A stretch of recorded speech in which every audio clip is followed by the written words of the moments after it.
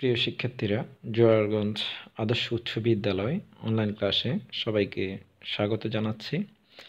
আশা করি সবাই যার যার অবস্থানে সুস্থ আছো এবং নিরাপদে আছো।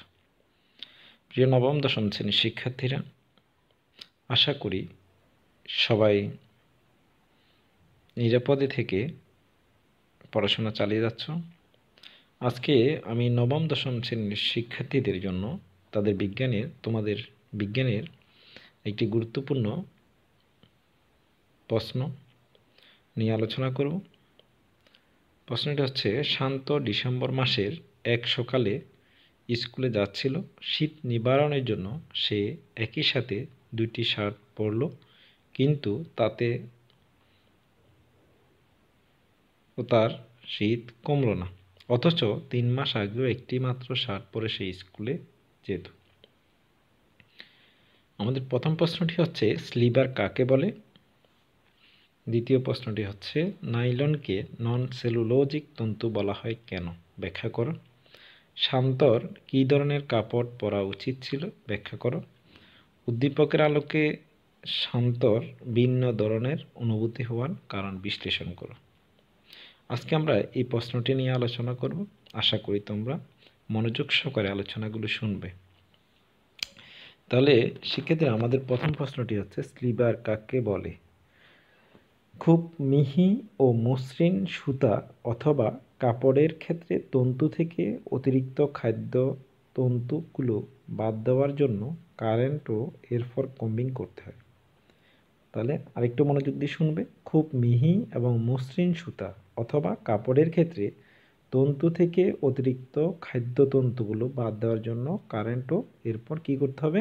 কম্বিং করতে হয়। এর জন্য অবশিষ্ট উপযুক্ত দৈর্ঘ্যের তন্তুগুলো একটি পাতলা আস্তরণে রূপান্তরিত হয়। এই আস্তরণকে স্লিপার বলে। আশা করি তোমরা স্লিপার কাকে বলে বুঝতে পেরেছ। এরপর আসো, নাইলনকে নন সেলুলোজিক তন্তু বলা হয় কেন? আমাদের চারপাশে দুই ধরনের তন্তু পাওয়া যায়। একটি হচ্ছে প্রাকৃতিক তন্তু আর একটি হচ্ছে কৃত্রিম তন্তু।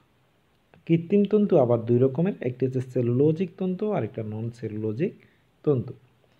আমরা জানি সেলুলোজিক তন্তু হলো এক ধরনের ক্ষুদ্র আঁশযুক্ত পদার্থ যা দিয়ে উদ্ভিদ ও প্রাণী কোষ তৈরি হয়।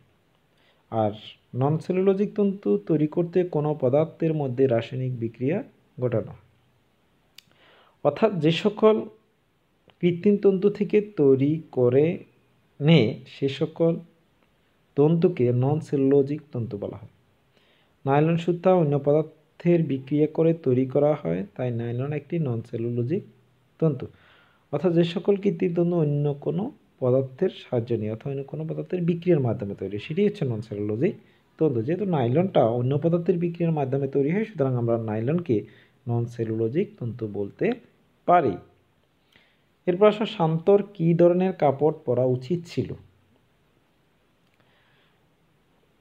উদ্দীপকে উল্লেখিত শান্তর শীত থেকে বা ঠান্ডা থেকে বাঁচার জন্য পশম বা উল এর কাপড় পরা উচিত ছিল। এর কারণ কি? কারণ হচ্ছে পশম তাপ কুপরিবাহী, নমনীয়, স্থিতিস্থাপক, কুঞ্চন প্রতিরোধের ক্ষমতা এবং এর রং ধারণ ক্ষমতা রয়েছে। কোনো পশমের কাপড়ের তন্তুর মাঝে পাকা জায়গা থাকে যেখানে বাতাস আটকে থাকতে পারে। বাতাস তাপ অপরিবাহী, তাই পশমের কাপড় তাপ কুপরিবাহী। পশম বা উলের কাপড় পরে থাকলে শীতের দিনে শরীর থেকে তাপ বেরিয়ে যেতে পারে না, তাই আমরা গরম অনুভব করি। এই কারণে শান্তর শীতের দিনে পশম বা উলের কাপড় পরা উচিত ছিল। আমাদের শেষ প্রশ্নটি হচ্ছে, উদ্দীপকের আলোকে শান্তর ভিন্ন ধরনের অনুভূতি হওয়ার কারণ কি বিশ্লেষণ করো। তাহলে শান্ত শীত থেকে বাঁচার জন্য দুটি কাপড় পরলেও সে তাপ কুপরিবাহী কোনো কাপড় পরেনি।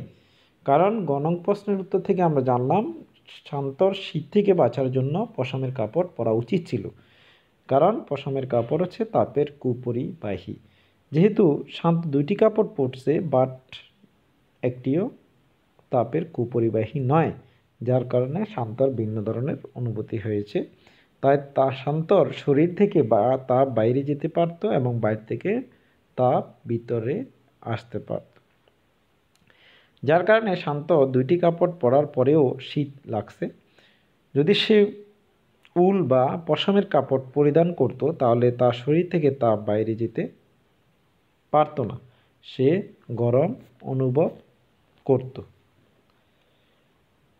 এই কারণে শান্ত ভিন্ন ধরনের অনুভূতি পেয়েছে। তাহলে প্রিয় শিক্ষার্থীরা, আশা করি আজকের আলোচিত সৃজনশীল প্রশ্নের উত্তরগুলো তোমরা বুঝতে পেরেছ। আমরা পরবর্তী ক্লাসে অন্য একটি প্রশ্ন নিয়ে আলোচনা করব। সবাই সুস্থ থাকবে, ভালো থাকবে।